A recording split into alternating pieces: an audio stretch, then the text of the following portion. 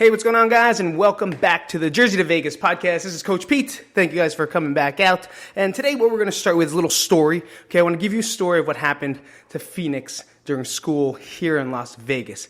Before I even say that, I just want to say thank you to all the Patreons that have come out. There's a lot of involvement. They've been asking a lot of questions, so a lot of the questions that I answer are definitely going to be from them. But at the same time, they're just very supportive, very loving people, and they're great. They're great individuals. So if you're interested in becoming a Patreon, please go to patreon.com/jerseytovegas.com, and that's me. I'll be there. But so Phoenix's first day of school story. So first day of school, there is zero communication between me, Phoenix, my family, and the school system. We got one generic email that kind of was sent out. Now, if you guys don't know this, that's Phoenix and Pete put together. Phoenix is classified. He's autistic and he's in the spectrum. So we need a little bit more information than probably the normal student. And a lot of the stuff that we got was for normal students, like where to go and where do you drop off your kid and where to park and where not to park and what to bring to school, things of that nature. So with that said, we thought that everything was going to be the same here. So I guess he was in first grade, so we're going to bring him to where the first graders are. Listen to me here, just me, Phoenix and Sage. Nat's already at work, so she works really early. So I'm taking both of them. We walk to the school. It's about a 20-minute walk. We get there. It's 100,000 degrees already in Las Vegas, and we're already sweating. So as we're waiting there, teachers come out of this fence, like a prison, right? It's just fences, then one entranceway where you're supposed to drop your kid off, and then they're supposed to find their teacher that holds a sign that's an 8x11 red, blue, or yellow paper with their name on it. So the teacher's name, I'm not going to say, it was emailed to us, and we were looking for that. I was looking for that name, and I didn't see any teachers in the first grade section with that name. But there was someone that was a little bit close to that last name. So I was like, maybe that's her. Maybe they misspelt the sign. So I let my classified first grade 5-year-old by himself, and I go, listen, go find that lady right there. She has a hat. I want you to go to her and tell her your name. I say, you got it? He goes, yes. Okay. Phoenix gets it. I push him through the gate. Nonetheless, this whole line is like an EDC concert, and everyone's trying to make their way through. It's like Woodstock 1999, and they're trying to get through, and everyone's trying to punch their way. That because everyone wants to take a picture, right? Everyone wants to get their kid there in first day of school. Understand. But it's chaos. So I squeezed him through the fence, and I go get her. He just stands there. That's it. He doesn't go anywhere else. He just stands there still, and now I'm already gone. Like I'm pushed back by the flood of people. So now I'm in the back kind of, it's like, go find the lady with the hat. Now I look like an idiot screaming in the back. So I just got reserved. Like, let this kid figure it out. Let my first grader figure it out. He's still standing there. He's not going anywhere. So finally, one teacher comes and asks him, like, I don't know, I'm pretending. Like when you watch a movie like Mystery Science Theater and you ad-lib the voices and what they're talking about. That's what I was doing, right? They're like, hey, little boy, where are you from? He's like, I don't fucking know. I don't understand where to go. And that's not what they said, obviously. I think she said, what teacher is your teacher? And of course, Phoenix is going to go, yes. Because he doesn't communicate well, obviously, which is why he's in the program, right? He has trouble communicating. He says, yes, no, I like it. Good. Pretty much the extent of vocal ability you're going to get from him in this type of conversation. So he gets passed on to another teacher, and another teacher's like, oh, maybe it's it. And finally, he's like standing in the spot. I think he just found a spot and was standing in it. And then 20 minutes is going by the way, and another teacher comes by because no one knows where Phoenix is supposed to go. No one at all. So finally someone takes him and you see them walk him into the school. I don't know where they were going. The dungeon, the principal's office, maybe kind of the same thing. No idea. So obviously I didn't care because he was at least in safe hands, and now they can figure out where he's going to go. School day goes. Finally Nat gets out of work early so she could come see Phoenix at least after school. We pick up Nat, we go back to the school, and now we're standing at the same place that we dropped him off because in the pamphlet that they gave us says first graders come out this way, and then now this is where you're going to wait, and then we don't understand what happened, so we're just going to kind of wing it and see what everyone else does. What everyone else does is pretty much what we were doing. No idea what to fucking do. right? So the bell rings kind of, and people start coming out. And you see little kids coming out very excited, and now they line them up just like they would in the beginning, line them up on dots. Usually in the grammar schools that I remember in New Jersey, everyone's floods out, runs, jumps in front of a car, does a backflip. They're so excited. These people, they line them back up onto a spot, and then I guess the parent with the car, they have a drive-through as well, a drive-through pickup, so you could drive through like McDonald's, like a Happy Meal, plus your child on that side, and you could pick them up that way with a sign. Very interesting. So 30 minutes go by, and we're still waiting for a child to come out. He's not coming out. So pretty much everyone is gone. Just us standing there, and someone finally goes, "You having trouble?" It's like, "Yeah, we can't find our son. He's in first grade, and we figured he'd be coming out of this way." It's like, "Oh, okay, come on in." So they let us into the school. Now we're walking to the school, go to the after-school program. They checked inside there. He's not there. So I guess they check in the office, see if there's anyone lingering in the office. He's not there either. Where's Phoenix? Where the fuck's my kid? Now we're anxiety levels high. Anger is through the roof, but I'm trying to be reserved. And I can even tell Nat. Nat gets like red, but like purple, pink color when I got boogers. Purple, pink color when she doesn't, like when she gets like flustered, and you just see she gets like very quiet. She was getting flustered because we can't find her kid. So the receptionist or the admin at the office, I guess, call for who's your teacher? I was like, Mrs. And then they say, "Oh no, Phoenix went on the bus." They put my son on a bus home. We pick him up. We told them no bus. So they listened to I'm sure the conversation was, "Hey, Phoenix, do you belong going on the bus?" Phoenix goes, "Yes, good." And that's exactly what he definitely said. And so they put him on the bus, strapped the seatbelt on, and now he's riding around Las Vegas like he's some bachelor party in a party bus with a bunch of other first, second, third, and fourth, fifth, sixth graders. Where are we? Standing in the office, scared shit, wondering where the fuck our kid is. So they put Phoenix on a bus. So now we've got to get the fuck out of there as fast as we can and then try to get home. Nonetheless, I said nonetheless a lot. There's a lot of people trying to get out at the same time, so we can't move as fast as we want to. When we get there, thank God, he's there with the bus driver. They're sitting there waiting in front of the apartment. Phoenix runs out, super happy, super excited he's on the bus. Me and Nat want to kill and stab someone, shit our pants 5 times, and then threw up once inside the glove compartment of our Kia because we were so nauseous thinking about what the fuck happened to our kid and how can this ever happen. So that's the first day of school, everybody. And then guess what happened? The second day was the same thing except no bus. It was just like a lot of lack of communication. So we wrote a letter to the state and the district, and now we'll see what happens, and I don't want to talk anymore. We're bad about a school system. I don't think it's a school system. I think it was just a mistake, obviously, but it was kind of a funny / nerve-wracking story for Phoenix's first day of school here in the lovely, sunny Las Vegas. I'm going to take a break real fast, and we're going to get back after these sponsors, and we're going to get into those questions. I'm really excited to ask this question. I don't think I'm going to get through all the questions because there are a lot, and I do want to thank you guys for putting out all these questions and asking me fun ones, serious ones, very, not tutorial, like how-to ones, and I love it. So thank you guys so much. I'll be right back. Hold on tight. Go get some coffee or some shit. Like what you hear so far? Make sure you never miss a show by clicking the subscribe button now. This podcast is made possible by listeners like you. Thank you for your support. Now, back to the show. All right, guys, and we are back. And before we start, I want to make sure you guys check out the hoodie.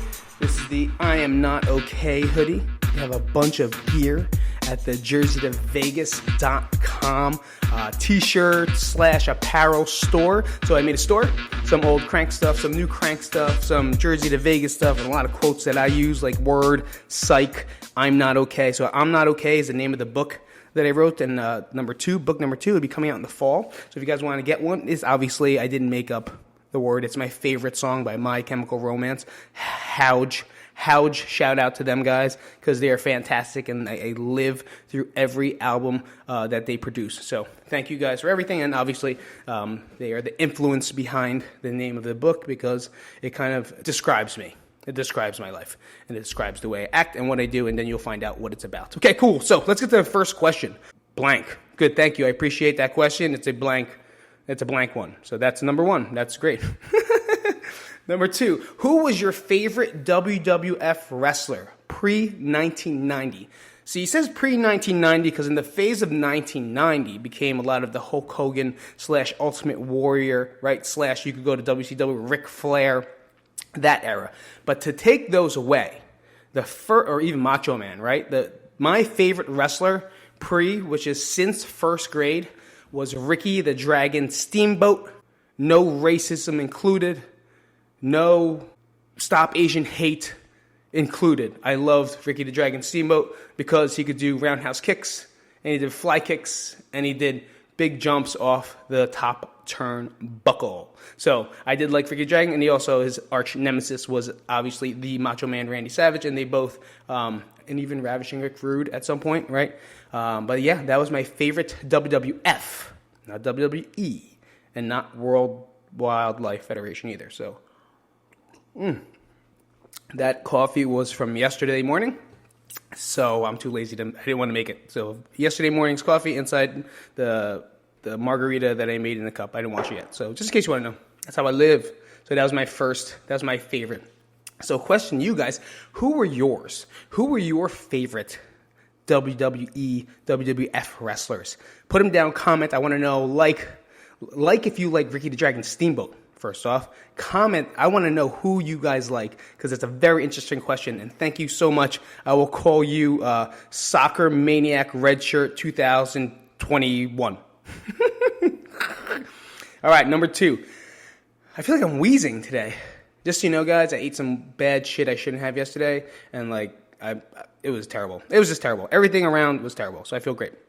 How do you feel about the vaccine? How do you feel about the vaccine? I feel like this has become a political statement, and you guys are going to put me on BuzzFeed for some reason after doing this. Okay? So I'm going to plead the fifth. Nah, I'm just kidding. I don't really care. I didn't care for it. I'm not one to get it. In the beginning, yeah, I was scared of it. Did I want fucking...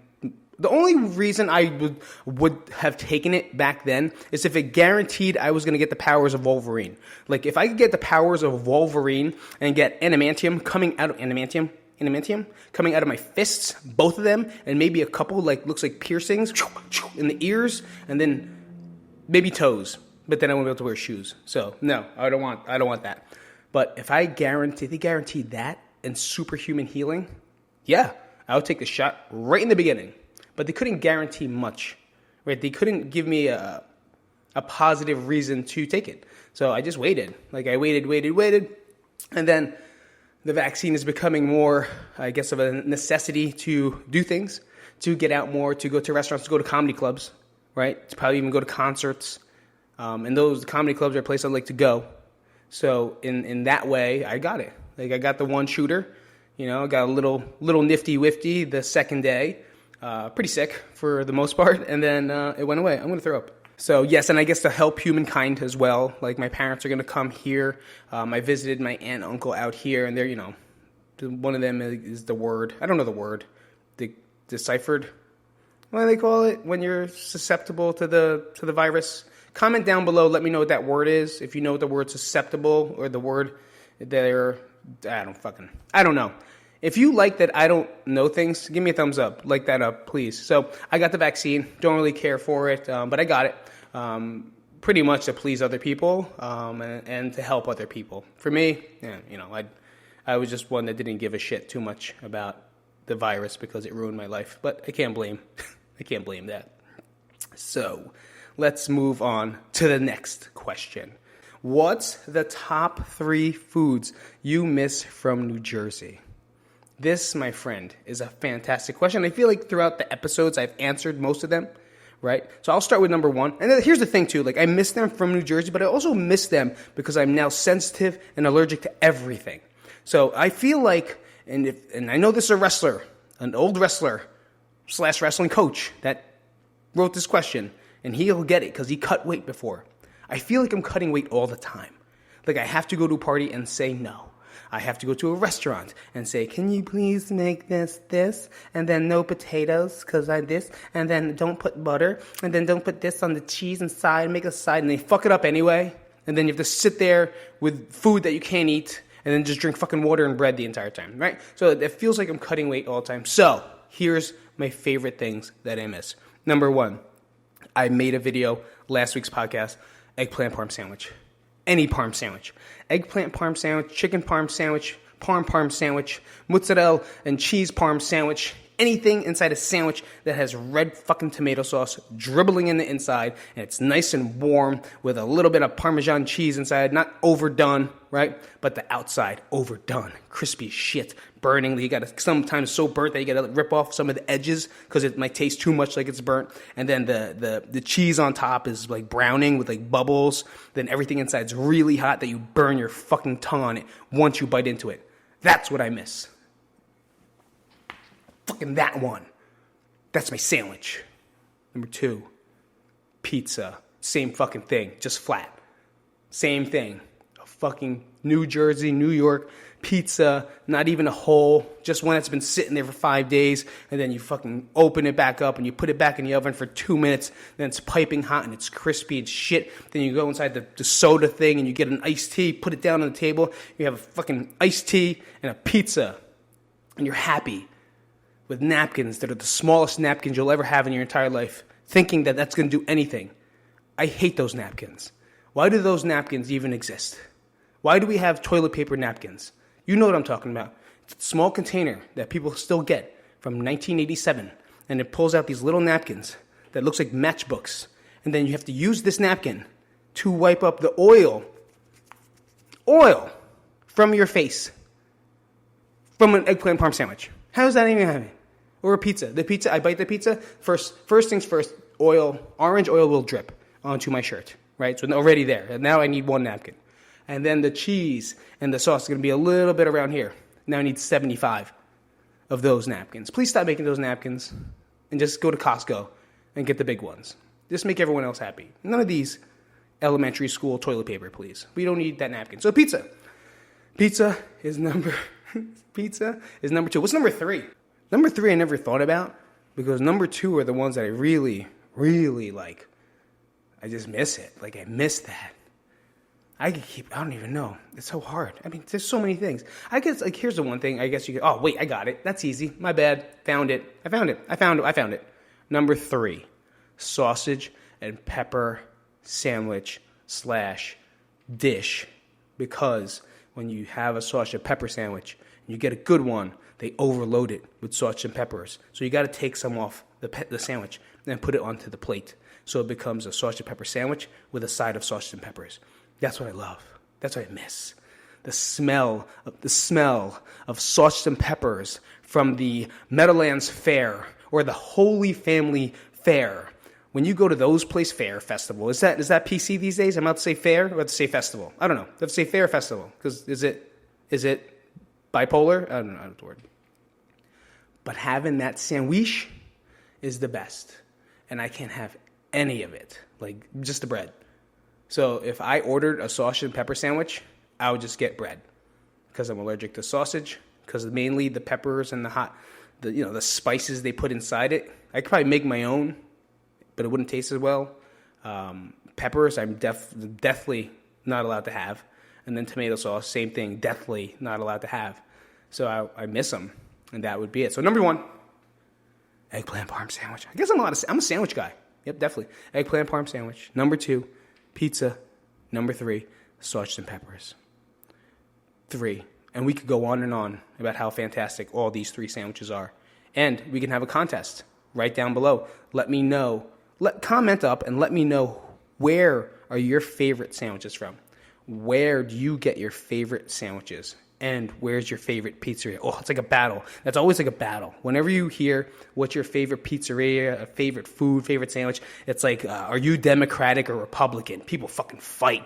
Rouse is the best. Del Paese is the best. Oh my God. Then there's some guy from Verona. He's like, the Verona place is the best. Because I don't know any pizzerias in Verona. Actually, Rafferty's pizzeria is in Verona, but I don't remember the name of it, but I know it's Rafferty's. So, shit, I forgot. Damn it. That's not good, is it? I like Rafferty. And whatever. Yeah, Barstool says this. Yeah. It's always something. So I feel like it's election year whenever someone asks me what type of pizza or where's my favorite pizzeria. So comment down below. Let me know. Let me know.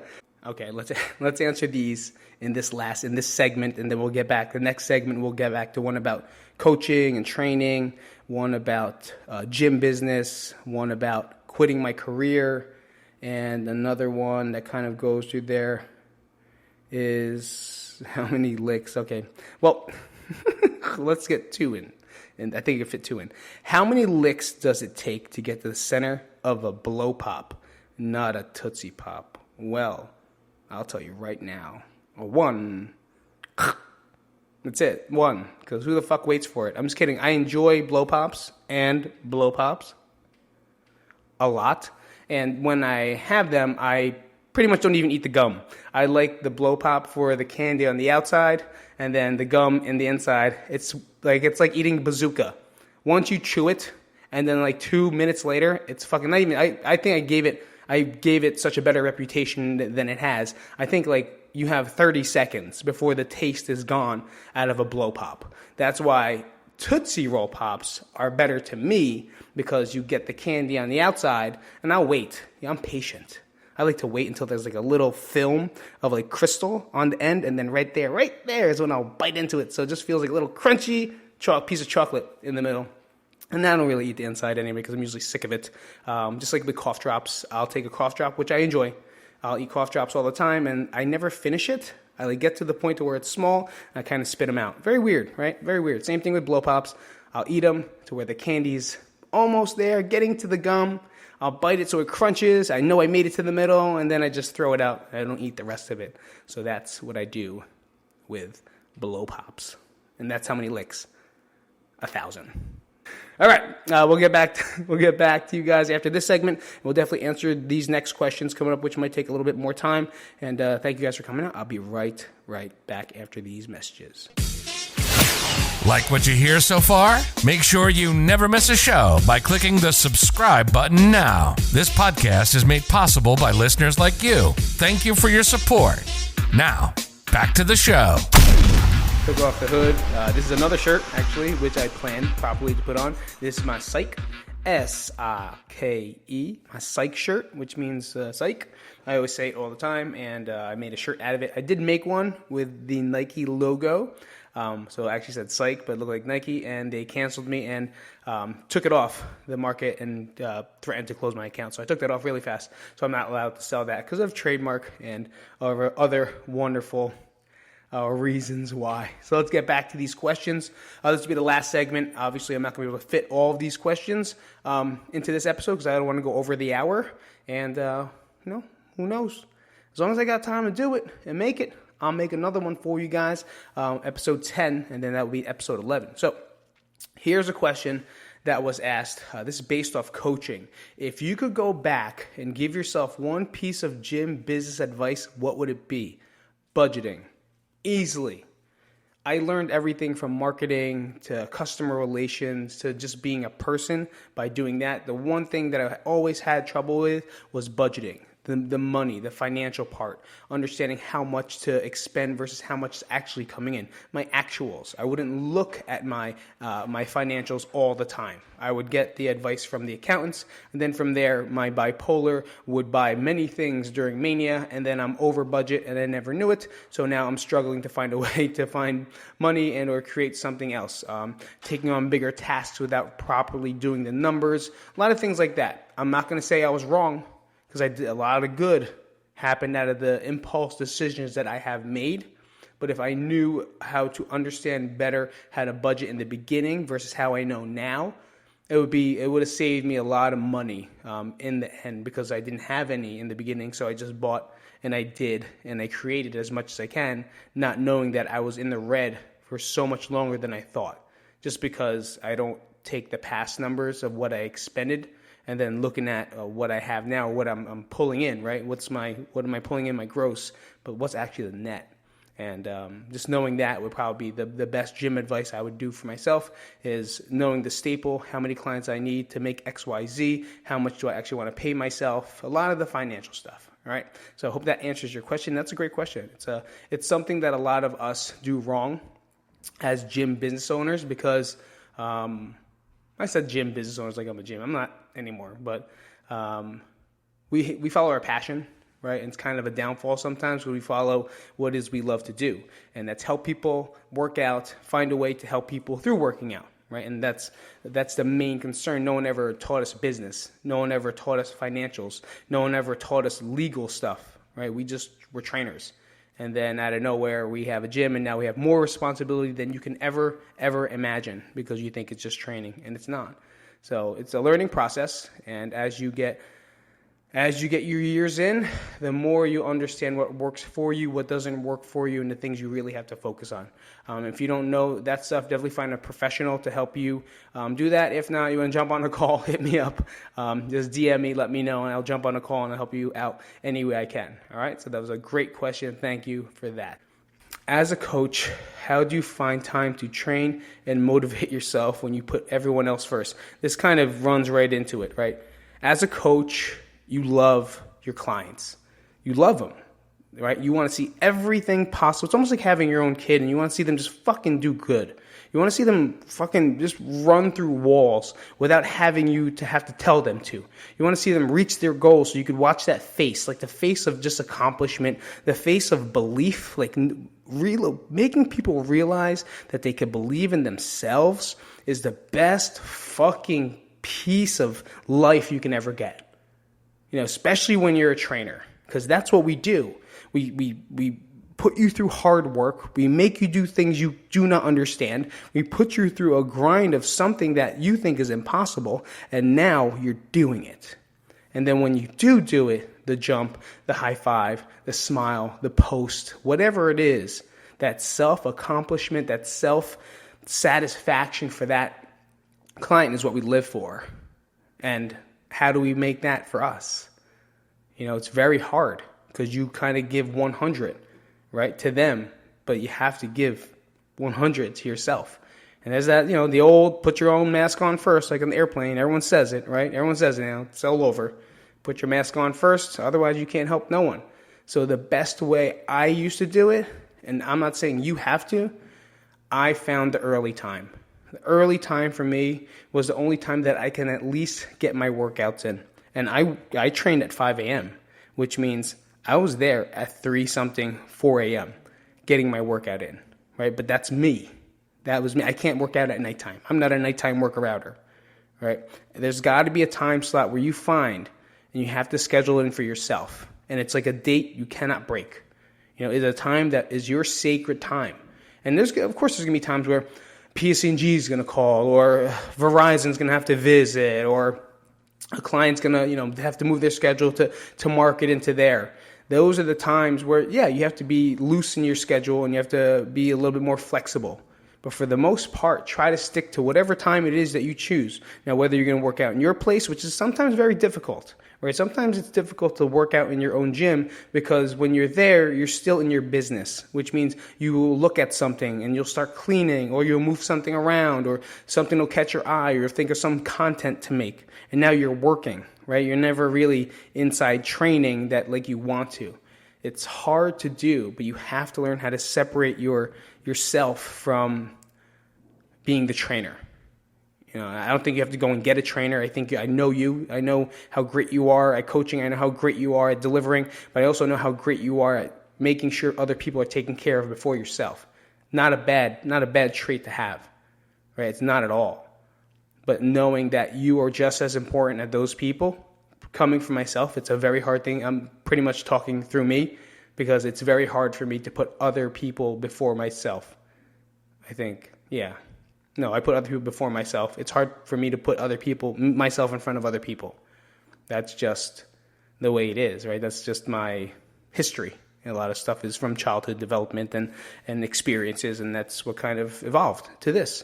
So my biggest thing is, like, I don't think you have to sign up for stuff, even though, like, signing up for fun things does give you, like, a goal. Like, I don't think it has to be an extreme type of competition, but something like to just have fun and keep you on point. That always helped, like, especially getting to the routine of things and creating that goal list. Like, What's your goal for yourself besides the business?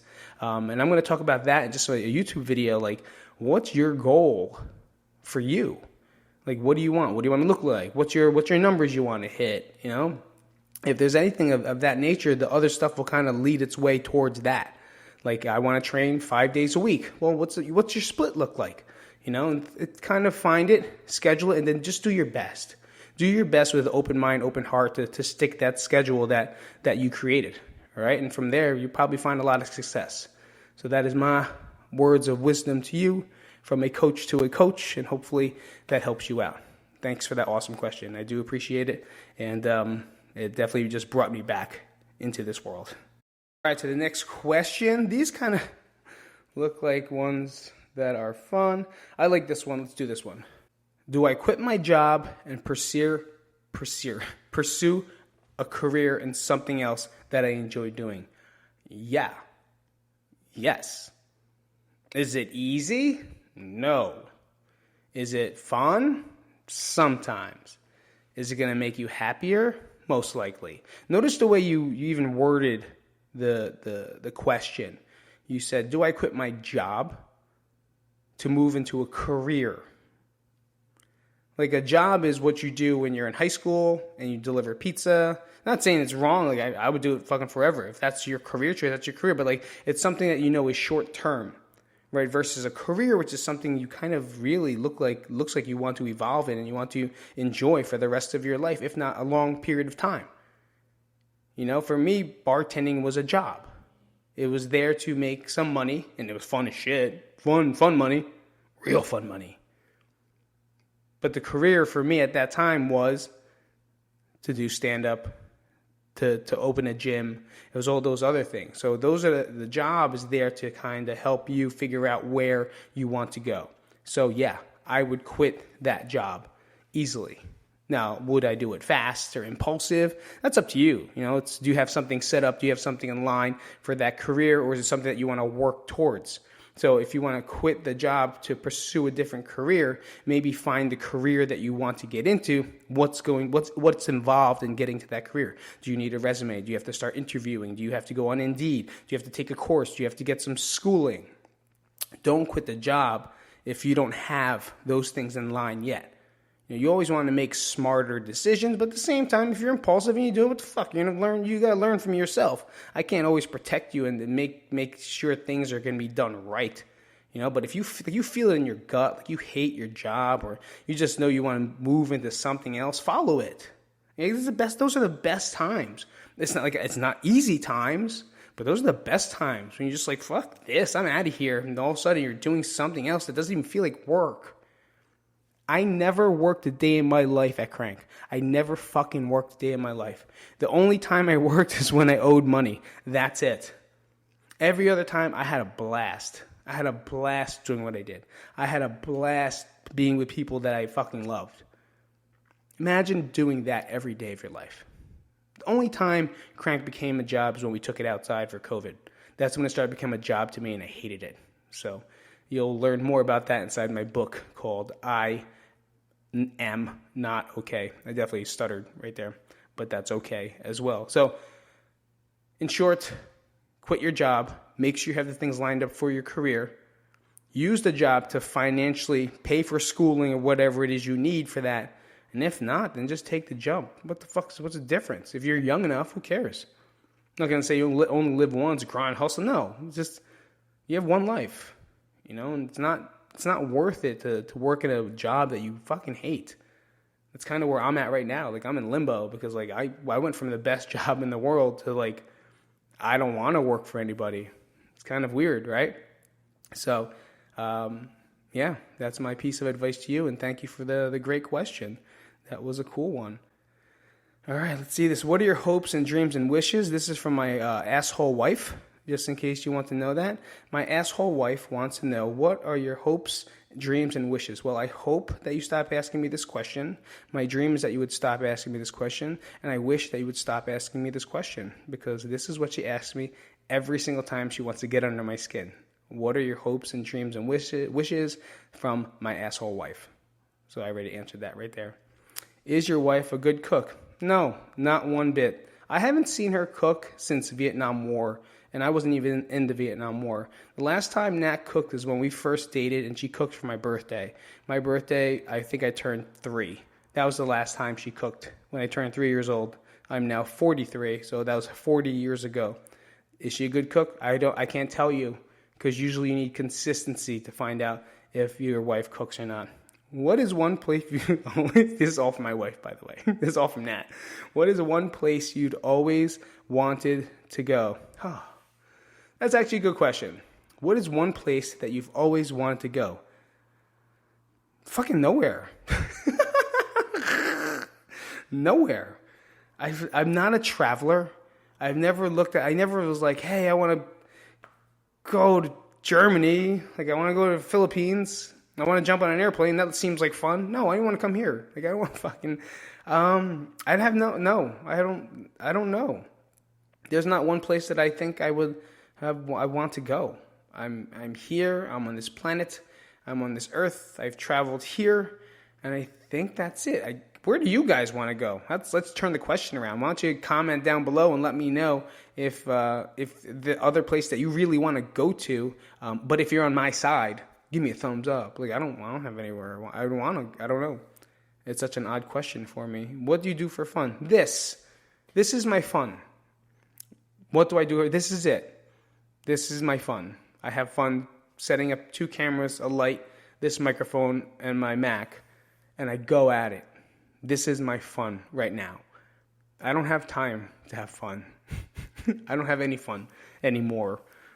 So this is it. The only fun I have is when I walk to the Amazon hub box and see what packages we got to make sure it's okay.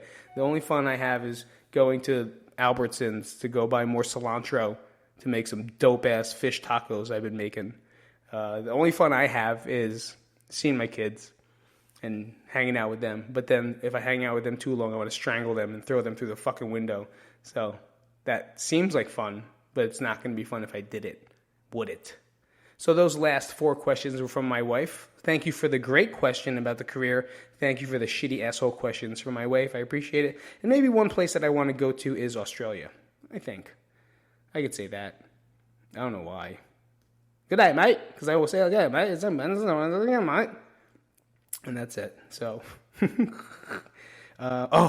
this is it. What is it? This is the last question for the week. What is it in longanisa that makes your burp smell like baby shit? When I got this question, I spit everything out. I laughed so hard. So if you guys don't know what longanisa is, it's a Filipino-style sausage, usually served at breakfast, but then it usually lasts on your breath for 10 more breakfasts. It makes your breath, it's red, most likely. It looks like sausage, red, but has like fatter pieces inside it, so it has like cartilage in it. But the flavoring inside it is like old dog meat rolled up in socks. Like, it tastes delicious going down, but coming out, it's the worst possible smell. It can clear a room, and here's a story behind it. I was in 5th grade. This was my I'll never eat longanisa again question in my entire life. That didn't make sense. I'll never eat longanisa in my entire life because of 5th grade. 5th grade, I'm already fat, right? When you're fat, you just are self-conscious. You have black neck, like your neck is dirty. My armpits are dirty for some reason. The creases of my elbows, they're always sweating. Right? You're already fat and you smell. Like, that's it. It's hot. You already think people are talking about you. I shopped at Kmart. Like, everything wasn't going well in my life for that. I think my sneakers had plastic bottoms because they were from Kmart and I would slip everywhere. They weren't like cool shoes. They're from Kmart. They were plastic bottoms. So I would just slide everywhere. I was set up for failure in that. And I decided to eat some longanisa in the morning with eggs because that's a very staple, normal Filipino breakfast. With some rice, of course, probably a whole pot. She was delicious. I think it was probably 11 o'clock before lunch. All of a sudden, you feel like this gas bubble. Like that. I was like, what the fuck is that? And you know, like you're about to burp, but you have to hold it in. And then it just like gurgles back in, down. It's like when you fart, you have to fart, but you clench up and it just bubbles back into the stomach. It was the same thing. So a couple times I was fighting this like urge to burp. because you know it's coming, but you don't know how bad it actually is. Your burp is enough to where you're like, oh, that definitely, I could taste it again, and other things. But this time, I couldn't hold it, so I was like, and then you just go, and I just let it out. I sat there, do my homework, whatever thing, and all of a sudden, a hot girl. You know the girl in class that you just have a crush on because she's fucking hot for no reason, and she like surfing, has cool hair, and you just have this crush on her because she's just great. She's the one that turns around and goes, who farted? Ew, who farted? And I knew that it wasn't him. It wasn't him. I didn't fart. I burped out of my mouth. And then the cool hot girl that I liked knows that I farted. But I didn't. I just burped. But it really smells like baby shit. It does smell so bad. So after that moment, I never touched longanisa again. I fucking never again since 5th grade. 5th grade, I never touched it because that moment of like embarrassment, knowing that smell came out of my mouth and through my stomach, which it still makes me feel nauseous. So that was it from there. Oh wait, here's an expansion. To expand on the longanisa question, why does your burp still smell like that? Oh, by the way, what is the smell? It's fucking garlic. All right, it's stuffed with like garlic powder, garlic dill, garlic pudding, all inside there. That's what they mix it up with, and that's why it stays with you. And you know, if garlic is good when it's fresh, right? But when it hangs out for a long time, nonetheless processed and inside a fucking sausage that was frozen and defrosted and frozen, defrosted 5 times, it's gonna smell real bad. So it's worse than a fucking hot dog. You guys ever have a hot dog throw up or hot dog burps?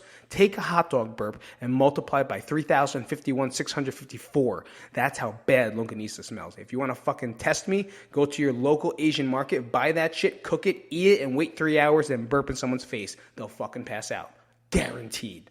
Enjoy longanisa. Hopefully that's a good ad for longanisa.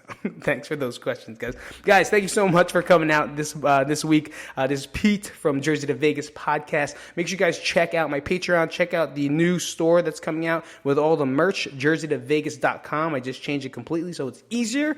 And from there, you get some t-shirts, get some swag, who it is. I'm going to change it up every month and try to make some new ones all the time. Try to make it like dunks. So I'm going to put some in and take some away. If you have any suggestions, let me know, comment, message me or DM me. And we'll get to those things as well and try to design what you like. All right. Thank you so much for coming out again. I appreciate this episode 10. This is Pete. Have a great time. Have a great week. And I'll talk to you guys later. Keep these questions coming on. Peace out, everybody. Thanks for listening. If you enjoyed this episode and you'd like to help support the podcast, please share it with others. Post about it on social media or leave a rating and review. To catch all the latest from Pete, you can follow him on Instagram at Pete Isip. Thanks again, and see you next week. Bye-bye. Bye-bye.